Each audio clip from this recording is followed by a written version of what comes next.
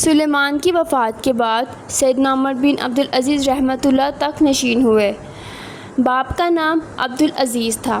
آپ کی ماں ام عاصم سیدنا عمر رضی تعالیٰ عنہ کی پوتی تھی، اس لیے آپ کی رگوں میں فاروقی خون بھی شامل ہے۔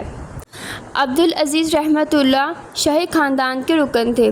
21 سال تک مصر کے گورنر رہے، اس لیے عمر بن عبدالعزیز رحمۃ اللہ کی پرورش عیش و آرام کی زندگی میں ہوئی۔ عمر بن عبدالعزیز رحمۃ اللہ خود شاہی خاندان کے رکن تھے، پھر عبدالملک کے بھتیجے اور داماد تھے، اس لیے وہ مختلف ذمہ دار عہدوں پر ممتاز رہے۔ لیکن اس دور میں بھی ان کی فطری سعادت نے ساتھ نہ چھوڑا اور وہ جہاں جہاں رہے اپنے حسن عمل کی بہترین یادگاریں چھوڑی۔ ولید نے جب ان کو مدینہ کی گورنری پر بھیجنا چاہا تو انہوں نے اس شرط کے ساتھ قبول کیا کہ وہ دوسرے اعمال کی طرح ظلم نہ کریں گے۔ ولید نے اسے منظور کیا۔ مدینہ پہنچنے کے بعد وہاں کے اکابر کو بلا کر ان سے کہا کہ میں نے آپ لوگوں کو ایسے کام کے لیے زحمت دی ہے کہ اس میں میرا ہاتھ بٹانے سے آپ لوگوں کو ثواب ملے گا اور آپ حامی حق قرار پائیں گے۔ میں آپ لوگوں کی رائے اور مشورے کے بغیر کوئی کام سر انجام نہیں دوں گا۔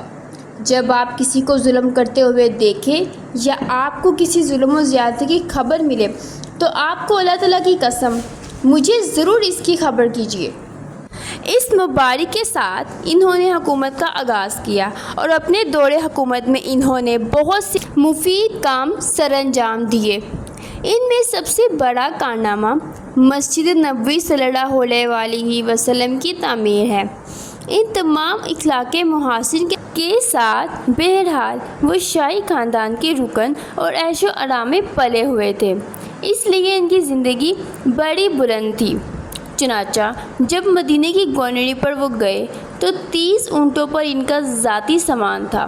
خوش لباس اور نفاست کا یہ حال تھا کہ جس لباس پر ایک مرتبہ ان کی نظر پڑ جاتی پھر اسے نہ پہنتے۔ خوشبویات کا بڑا شوق تھا، داڑھی پر عنبر کا سفوف چھڑکتے تھے۔ اپنے زمانہ کے سب سے زیادہ خوش لباس اور جامع زیب آدمی مانے جاتے تھے۔ سلیمان کی وفات کے بعد حضرت عمر بن عبدالعزیز رحمۃ اللہ کی زندگی بدل گئی۔ عمر بن عبدالعزیز رحمۃ اللہ کا نام سن کر صرف ہشام بن عبدالملک نے ان کی بیعت سے انکار کیا، لیکن رجاء نے کہا خاموشی سے بیعت کرو ورنہ تمہارا سر قلم کر دیا جائے گا، اور عمر بن عبدالعزیز رحمۃ اللہ کا ہاتھ پکڑ کر منبر پر بٹھا دیا۔ سیدنا عمر بن عبدالعزیز رحمۃ اللہ فطرتاً خلافت کی عظیم الشان ذمہ داریوں سے گھبراتے تھے۔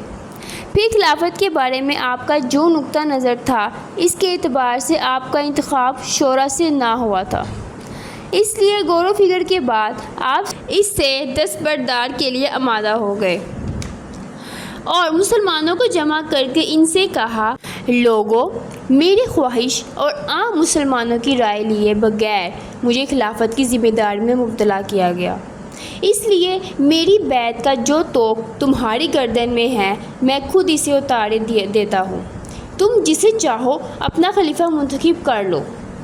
یہ تقریر سن کر مجمع نے شور بلند کیا کہ ہم نے آپ کو خلیفہ بنایا ہے اور ہم سب آپ کی خلافت پر راضی ہیں، آپ اللہ کا نام لے کر کام شروع کر دیجئے۔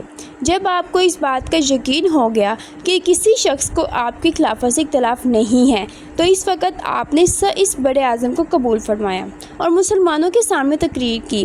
اس میں تقوی و آخرت کی تلقین کے بعد خلیفہ اسلام کی اصل حیثیت واضح کی گئی۔ اس پر حضرت عمر بن عبدالعزیز رحمۃ اللہ نے فرمایا، تمہارے نبی کے بعد دوسرا نبی آنے والا نہیں ہے، اور اللہ نے اس پر جو کتاب اتاری ہے اس کے بعد دوسری کتاب آنے والی نہیں ہے۔ اللہ نے جو چیز حلال کر دی ہے وہ قیامت تک کے لیے حلال ہے، اور وہ جو حرام کر دی ہے وہ قیامت تک کے لیے حرام ہے۔ میں اپنی جانب سے کوئی فیصلہ کرنے والا نہیں ہوں، بلکہ صرف احکام الہی کو نافذ کرنے والا ہوں۔ خود اپنی طرف سے کوئی نئی بات کرنے والا نہیں ہوں، بلکہ محض پیرو ہوں۔